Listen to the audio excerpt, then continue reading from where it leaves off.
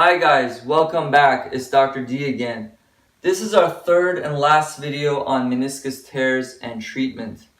So you've been diagnosed with a meniscus tear. What are the treatment options? Well, first thing we need to do is break it down into two categories. People that have a meniscus tear and have knee pain, which includes essentially everybody. And the second group, a much smaller group, which is you have a meniscus tear, you have pain, and you have locking of your knee joint. So you have limited range of motion. You cannot fully flex or extend your knee, which includes a very small number of cases. Let's focus on the second group first. If you have locking of your knee, chances are you have either a flipped or displaced meniscus fragment. And the only option for that would be surgery to take out that meniscus fragment and restore your full range of motion. That is only a small number of cases. The majority of cases can be treated conservatively without surgery. Usually if you have a meniscus tear, you do the RICE protocol, which is rest, ice, compression, elevation, and you can take some anti-inflammatory medications, and both of these help reduce pain and swelling of your knee.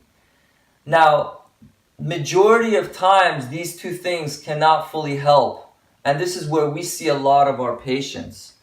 The third option, conservative option, is platelet-rich plasma therapy, and which is, in other words, PRP therapy. And this has gained a lot of popularity initially amongst athletes, but now really amongst the general public that has a meniscus tear. So we see a lot of these patients that are not getting well, but just resting and icing their knee or taking medications, and they come to us, and basically the procedure involves taking your blood just like any other lab test and spinning it in a centrifuge. And what we do is we separate the platelets and the growth factors, so basically the healing factors of your blood, from the red blood cells. And using ultrasound guidance to ensure accurate placement, we inject the platelets and growth factors back into the affected area, in this case being the knee joint.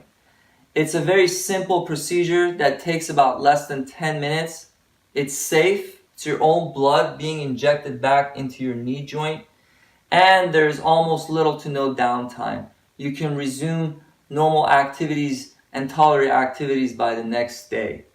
So that has gained a lot of popularity over the last few years and will continue to gain popularity, as this is really the best conservative way to avoid surgery. So one lesson you can take from this video is that in majority of the cases, you can avoid surgery and the long-term recovery time and cost associated by surgery by doing a much more simple procedure such as platelet-rich plasma therapy. Thank you for watching, and continue to ask your questions through the website.